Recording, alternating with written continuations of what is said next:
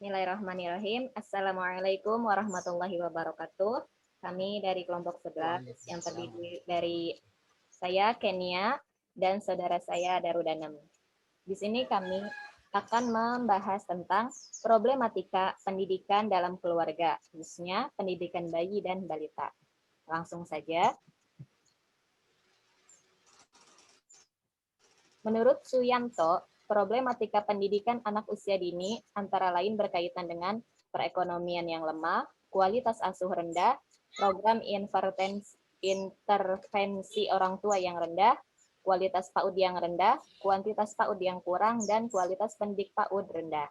Dan terakhir, 7, ada regulasi atau kebijakan pemerintah tentang pengelolaan PAUD. Nah, untuk poin yang pertama, ada perekonomian yang lemah. Secara kuantitas, penduduk Indonesia masih banyak yang hidup di taraf kemiskinan dalam keadaan ekonomi yang begitu sulit. Orang tua si anak tidak dapat memenuhi kebutuhan hidupnya dengan layak. Nah, hal ini dapat berpengaruh terhadap potensi genetiknya. Pertumbuhan dan perkembangan anak tidak dapat berkembang secara optimal.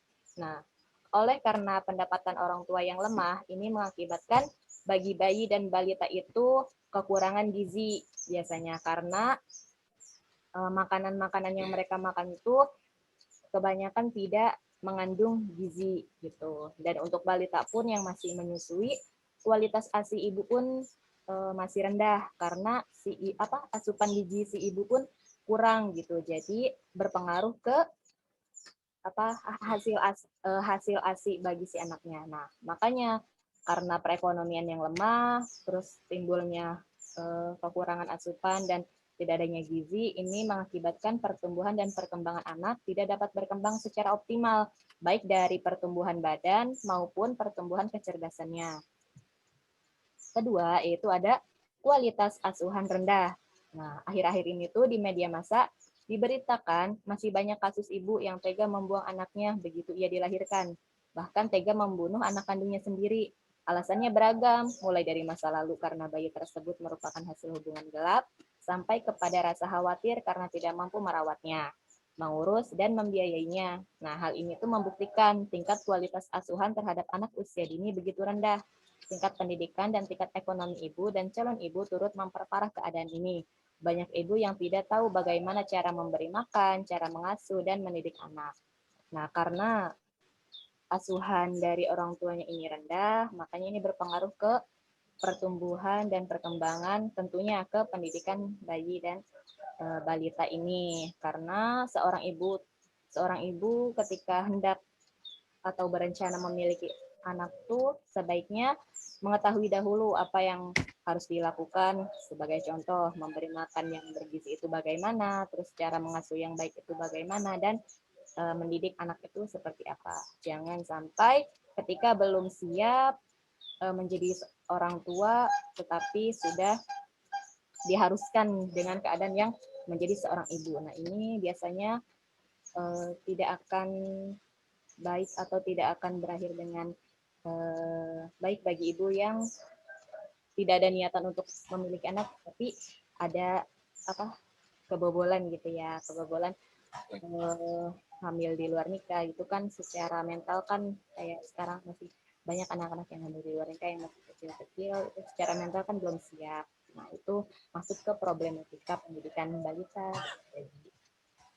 Selanjutnya ada program intervensi orang tua yang rendah. Program pos pelayanan terpadu belum dapat memenuhi kebutuhan masyarakatnya. Bahkan program ini beberapa daerah hampir tidak dilaksanakan. Terdapat banyak bayi yang kekurangan gizi tidak terdeteksi oleh petugas kesehatan. Bantuan amat terbatas sehingga tidak menjangkau seluruh rakyat miskin. Akibatnya, banyak ibu hamil yang kekurangan gizi. Dalam pemeriksaan dokternya tuh kekurangan gizi. Begitu banyak ibu hamil yang tidak mampu memeriksakan kondisi kandungannya. Nah, ini karena ekonomi yang rendah tadi, sehingga pertumbuhan dan perkembangan janin kurang terawat dan tidak optimal. Hal ini mengakibatkan tingkat kematian bayi dan ibu sangat tinggi. Nah, dari program intervensinya, ternyata di salah satu daerah dijumpai posyandu yang harusnya melayani masyarakat ibu hamil dan menyusui itu dengan baik, tapi ini tidak berjalan dengan baik. Nah, ini mengakibatkan tidak terdeteksinya adanya kekurangan gizi pada bayi gitu maupun pada ibu hamil gitu. Dan kekurangannya pengetahuan seorang ibu tentang imunisasi, posyandu itu pun merupakan problematika dalam pendidikan anak usia atau balita ini. Nah, selanjutnya ada kualitas PAUD yang rendah. Nah, ini problematika PAUD Indonesia nih. Kualitasnya rendah karena hampir sebagian besar institusi pendidikan anak usia dini yang ada dikelola oleh pihak swasta dan masyarakat. Ini berarti biaya PAUD masih ditanggung oleh orang tua dan masyarakat, sementara kondisi ekonomi masyarakat kita tuh masih lemah.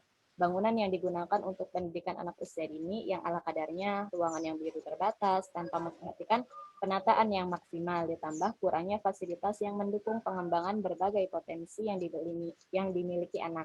Misalnya, karena arena bermain yang kurang, alat permainan yang kurang. Nah, ini menjadi problematika anak usia dini di Indonesia pendidikannya, problematika pendidikan.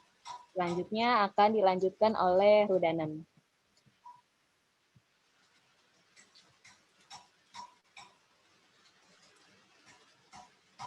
Selanjutnya yaitu kuantitas PAUD yang kurang. Hal ini disebabkan oleh adanya persepsi yang salah tentang PAUD. Persepsi bahwa pendidikan anak usia dini dan TK adalah pendidikan persekolahan yang tidak wajib bagi anak. Maka pendidikan anak usia dini tidak wajib bagi anak. Maka pendidikan anak usia dini tidak perlu dikembangkan sebaik-baiknya. Menengah.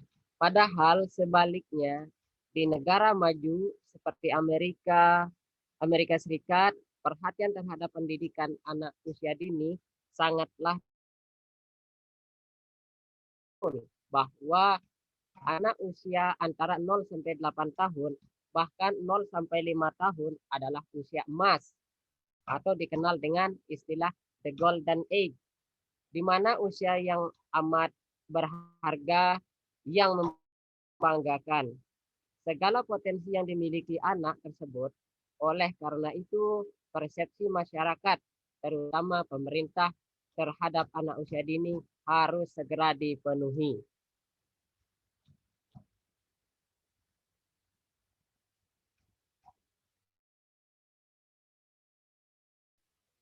Rendah.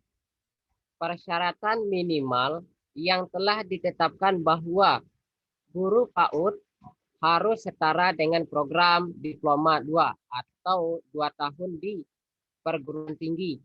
Kondisi di lapangan masih jauh dari harapan. Di lapangan belum tersedia secara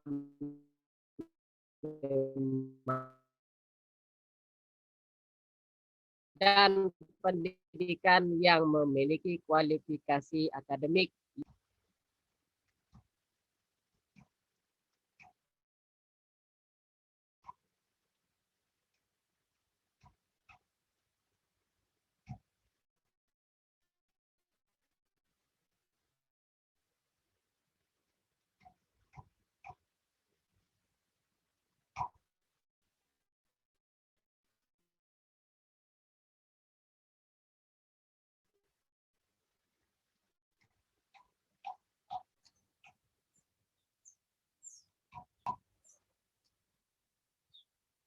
Selanjutnya yaitu regulasi atau kebijakan pemerintah tentang pengelolaan PAUD.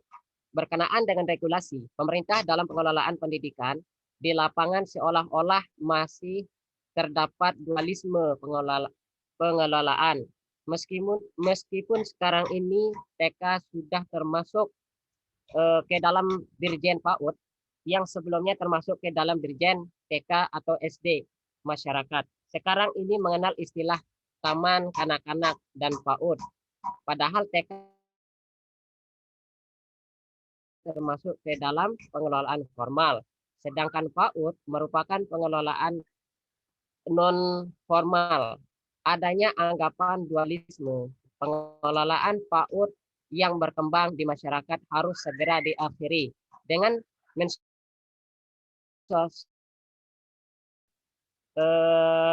menyatukan pengelolaan TK dan PAUD lainnya di bawah naungan Dirjen Pendidikan Usia Dini.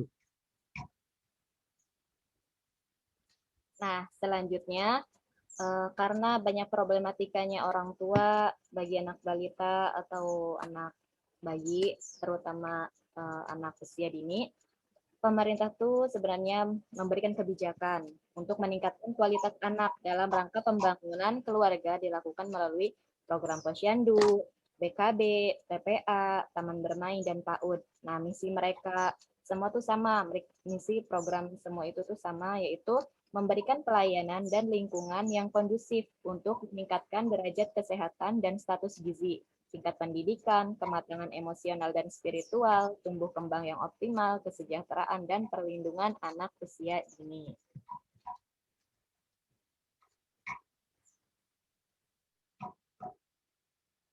Oke, ada beberapa hal yang dapat dilakukan untuk memajukan PAUD di Indonesia. Yang pertama, PAUD perlu diluruskan, yaitu mengarah pada pengembangan seluruh potensi anak, mengarah pada kesejahteraan anak. Yang kedua, yaitu PAUD harus disesuaikan dengan karakteristik anak, usia, dan urgeness.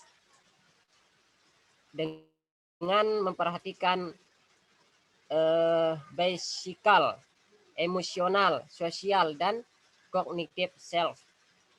Selanjutnya yaitu proses pembelajaran pendidikan anak usia dini menggunakan metode bermain, karena bermain itu sangat menyenangkan. Mempersiapkan guru TK dan pendidikan anak usia dini lainnya yang berkualitas. Selanjutnya ya, asosiasi PAUD perlu dikembangkan sebagai wahana temu ilmiah dan mengembangkan profesi para pemerintah. Berbagai buku, alat bermain, dan sarana pembelajaran anak usia dini perlu dikembangkan.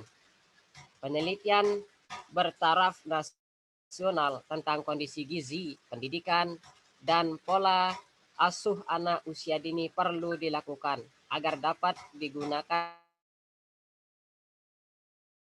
sebagai acuan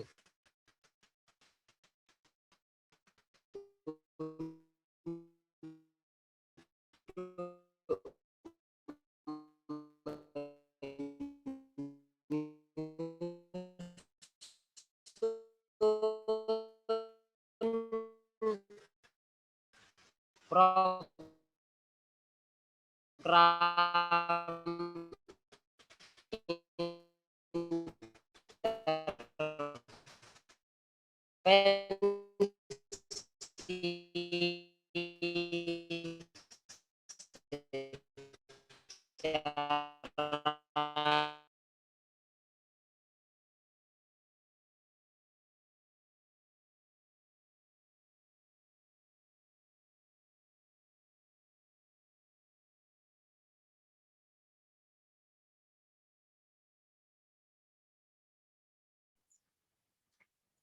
Ya, mungkin cukup sekian yang dapat kami sampaikan. Kurang lebihnya mohon maaf. Wabillahi taufiq wal hidayah. Wassalamualaikum warahmatullahi wabarakatuh.